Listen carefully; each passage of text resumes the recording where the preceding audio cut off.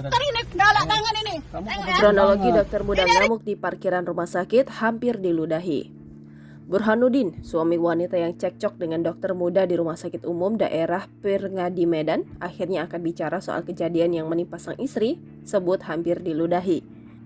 Menurut Burhanuddin, perempuan yang terlibat cekcok dengan dokter muda di RSUD Pirngadi gara-gara parkir merupakan istrinya.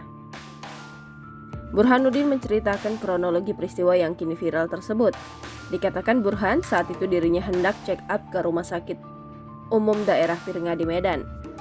Namun ada kendala saat mau memarkirkan kendaraan. Saat hendak memarkirkan kendaraan mereka, kata Burhan, dirinya terhalang oleh mobil dokter koas tersebut. Mobil yang diparkirkan dokter koas ini, kata Burhan, berada di sisi jalan, sehingga membuat kendaraan tidak bisa bergerak sama sekali. Akhirnya, kata Burhan, pihaknya pun menyembunyikan klakson tujuannya agar pemilik mobil yang tak lain dokter koas tersebut memajukan kendaraannya. Burhan juga mengaku mobil yang ia bawa diminta untuk mundur.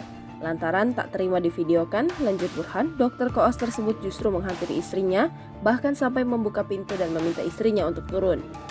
Tak hanya itu, Burhan pun mengaku sempat hampir diludahi oleh dokter koas tersebut. Bahkan Burhan mengaku jika dokter koas tersebut sempat menendang sang istri. Karena permasalahan ini, Burhan mengaku telah melapor ke Polsek Medan Timur. Ini pemukulan guys, ini pemukulan dokter ini siapa namanya? Wah, ini apa pemukulan? Dia mukul saya ini. Nari saya. Ini dia. Kau dokter apa guys? Ya udah, ayo kita bawa ke SM-nya boleh. Oh, mantap kali guys ini ya. Kamu tuh harusnya dokter punya perilaku yang baik deh. Ini ya, ini orangnya. Kamu pukul mobil orang. Ini siapanya? Kamu punya karakter, kamu seorang dokter. Saya punya karakter tapi jangan diganggu, bilang ke bos kamu.